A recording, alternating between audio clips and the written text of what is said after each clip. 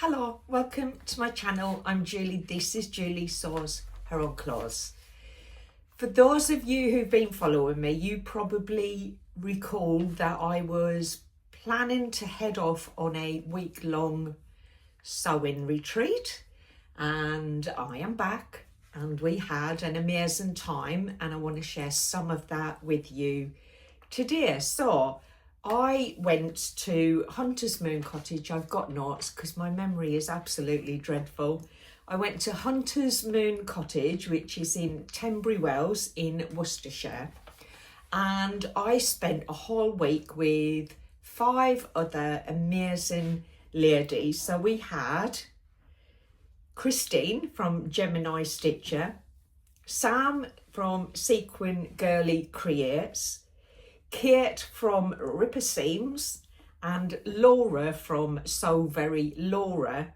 And we were also joined by Mary, who is Esme with an H. And you'll realise a little bit more about that as I talk you through what we got up to.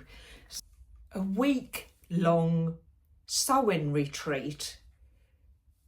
I took so much stuff with me because I wasn't exactly sure what I wanted to sew up, apart from one thing. And unfortunately, that one thing is the thing that you're going to have to wait for. And I'm not going to reveal it today, but I will tell you what I did make that I'm going to show you in my next vlog. But we started the retreat with what was for me was a little bit of a downer. I spent 3.5, just under 4 hours journeying to Worcestershire. As I arrived, Christine arrived probably within minutes of each other, approaching from the other end of the country. And we were first there for a few hours, so we set up, we had a look around. We set the stations up in the main area for us to all sew in and have a pressing station and various bits and bits. And we got ourselves organised, ready for the rest of the girls to arrive. And then, as probably 20 minutes before anyone else got there, I bent down to pick something up from one of my storage boxes, and I pulled a muscle in my back, and oh my word, that was really painful. It was on day 1. I just thought, of all the times to put your back out and to be in pain when you're 4.5 hours away from home, I was a little bit stressed, to say the least. But actually, I think what was pretty amazing was the girls, they arrived, they just rallied. Sam thankfully had a wheat bag which you heat up and put on. I put it on my back and that helped. I had a hot bath.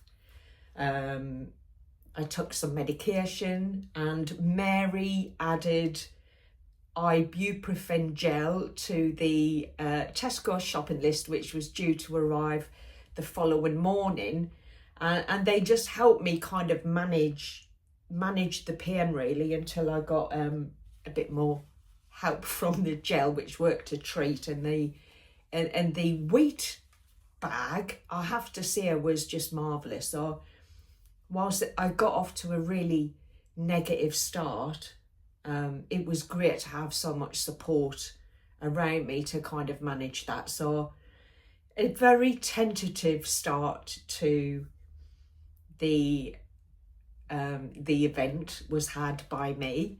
But actually, what I did do is I just got on with things as you do, and I started to sew my first garment on the Friday evening, which was the lacy pants. Now, I have made the lacy pants a few times before, so I thought start off with something nice and easy. And I might have been slightly high on medication. The first thing I did was sew the 2 front legs together, and then spent a few hours unpicking them, and then decided, you know what, I'm just going to leave it until in the morning and start a fresh day. I had a very rough night's sleep. I was in a lot of pain in the night, and when I got up the next day, the shopping arrived. I got some gel in my back, and it instantly started to ease the pain and take the swelling down. So that was really nice, and I proceeded to make my lazy pants, and I do have them on actually because they were to match this Tilly in the Buttons Freya top that I made probably October, November time, and I cut the lazy pants out to make a set, and then they just sat in the bag, so I took them with me and I'm wearing them today. So I'll just ease myself back and show you. They are literally just a nice, quick and easy slouchy pants that are super comfortable. This is like a model jersey, extremely soft, really nice to wear and super comfortable. So that was my first garment, a nice gentle easing to the retreat. And then I proceeded to work on the one project that I absolutely wanted to give my time and attention to. I wanted to make a jacket to go over my Persephone or Persephone. I think it's I can't remember. I think it's the Persephone dress that I will be wearing for Frocktails on Friday coming. And I decided to make the Harriet Jacket from Stylark. So I will share. This is the pattern. It's interesting how their paper copies come out. The pattern instructions are all on the pattern pieces. It's all on one gigantic sheet. So I cut my size out, and I actually started with a toile. Now, not one for toiling, but I wanted this jacket to look nice. So I made the effort and did a toile. I literally just put the front bodice to the back bodice and inserted one of the sleeves. And what the girls then shared with me, because I was like, yep, feels comfortable, it looks like a good fit, and the girl said, no, your shoulder needs a bit of adjusting because the shoulder came down a little bit. Only a little bit, but enough for it not to be a good fit. So the beauty of creating something new when you're around a lot of experienced sewists is you get all of their advice and support and help. And Sam helped me figure out how to make the smallest adjustment onto my shoulder so that it fitted really well. So I adjusted the pattern pieces and started to sew my jacket. Now, I won't reveal the jacket. I will share that with you in my next vlog, but what I can share with you, I did make it in this gorgeous jacquard fabric that I had planned. That was one of the two fabrics that I was considering making something with to go with my dress, and this is just an absolutely gorgeous fabric. And I purchased this from Andrea at Beyond the Pink Door. I got 2 meters of it, and that was absolutely ample. As you can see, I do have quite a bit left, and I have another couple of bits that I could potentially make something else with. So that is the fabric I used to make the Stylark Harriet jacket with. More to follow on that at a later time. So I did spend a few days on that actually. I was still getting over the pull, my muscle pull on my back. So I took my time. It was a slow and steady progress. The fabric wasn't the easiest fabric to work with. It's kind of got a bit of a mesh covering over the top, which creates this lovely texture on the fabric. And it also has that kind of, you probably see it better there, it has the mesh on the back as well. It frayed like crazy. Every time I looked at it, it frayed, let alone touched it. So it was quite a delicate fabric to work with. And the lining frayed even more and was slippy as anything. So I really took my time with that. And it took me, so I started that on so I'd done the toile on the Saturday after I finished the lazy pants, and then I started the jacket started cutting that out on Sunday morning, and then we all went out on Sunday afternoon for a really lovely lunch by the waterside. It was just stunning. The weather was fantastic the entire week, actually.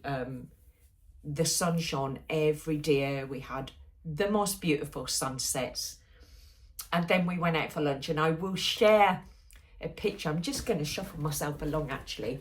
I'll share some photographs of the most gigantic Sunday lunch I've ever had placed in front of me. It was huge. I don't think anyone finished their lunch. But we did have a nice time. We had a lovely break. I can't even remember the name of the town we went to. So I will put it on the screen, or I'll put it in the description of where we actually went for lunch. But it was a really nice few hours out of the property and doing something fun together. So I then, when we got back to the cottage, I then carried on with my Harriet jacket. And what I did learn very quickly was that linen fabric does not agree with an iron that a certain vlogger dropped on the floor and damaged the temperature gauge. So it was either very, very cold or it was scorching hot. And I learned the hard way that actually what I need to do is to put a heat press cloth over the top. And I scorched a big hole in the lining in the back. So I had to start that all over again, and luckily had enough fabric to recut the back pieces and start that again. But what I did find out was that these Teflon, it's not a cloth, it's actually, I don't know what it is, Teflon, it's Teflon. These are absolutely brilliant for pressing down delicate cloths to get that nice sharp seam finish that you need when you're making garments. And I bought that before I even got home, so I purchased that. I think it was Sequin Girly Sam brought one from her sewing social that I used, and it was a game changer. So although I do use pressing cloths at home, I didn't take one with me, and mine is just a bit of cotton that I'd overlocked. This is brilliant stuff. So I highly recommend the Teflon pressing eared. It's not a cloth, it's an eared. And that I made sure I used every single time whenever I went near the presser. So we did have to replace the iron, and we actually had 2 ironing stations set up. So I then completed that that jacket, and then moved on to making my next item, which I have here. And that was something that I'd cut out ready in anticipation that I might want to sew it up. And that was the chalk and notch fringe dress. So here is my chalk and notch fringe dress. I made it with this lovely abstract fabric. It feels like not quite a brushed cotton, but it has that brushed kind of texture to the exterior. I put a lovely little label in, which I think went rather nicely. And what I hadn't done was put the right buttons in my pack, so I'll put the right colour threads in the pack with my pattern pieces, but I didn't take the buttons with me that I wanted to use. So it currently is buttonless, but I did make myself a lovely dress that I'm really happy with. Now I will take some photos and put some photos in once I have done the buttons. So whether or not that gets done in time for this vlog or the next one, I will share with you the completed garment when I have my buttons on. I do have some really dark navy buttons from Pigeon Wishes that will go perfectly with this. I just hadn't took them with me. So then we went off to Kidderminster and we went to visit a lovely warehouse, which was also crafty. I kind of feel like I've heard the name before, but I don't think I've purchased from them before. And to say it was a sensory overload is no understatement. The place was absolutely rammed with fabrics, and I just couldn't see for looking. There was so much to take in. I kind of wandered around. I did find a fabric that caught my eye and I went back to a couple of times, and then I thought, yes, I'll have that, because I just kept going back to look at it. And that is this lovely checked pink and grey fabric with, I think I got two meters of that. It's a lovely soft woven fabric. I don't know what I'm going to make with it, to be honest. I thought maybe a pinafore or even a pair of trousers, I don't know. But I had to take some of this with me because it just kept catching my eye.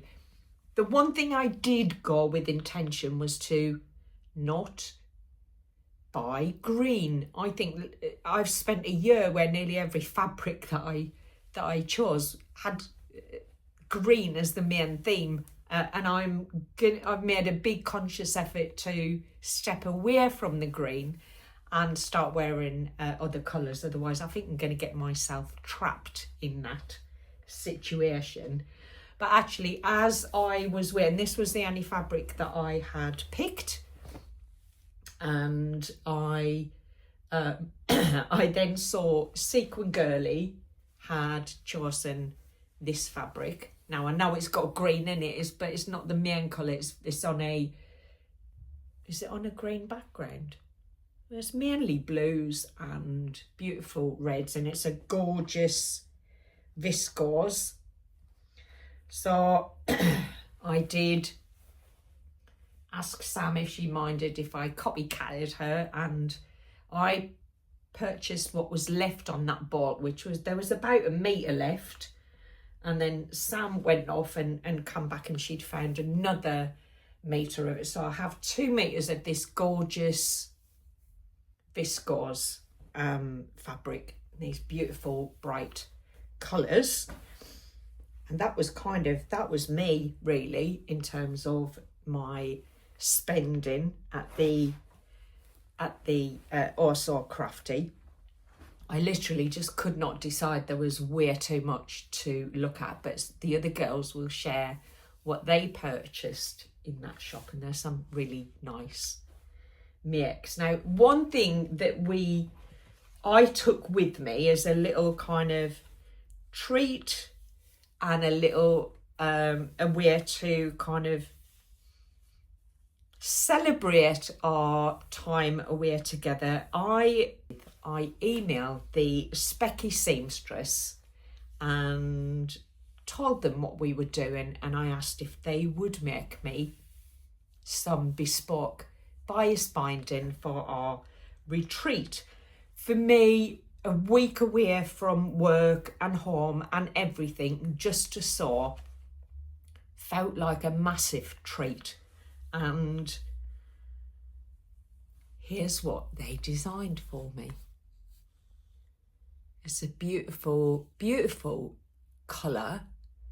I really love that they picked out the retreat spa type design, because it definitely felt like a treat, a retreat and a sewing retreat. And I think they captured that so well with the bias binding. And I think the girls will be sharing what they used their binding for their makes.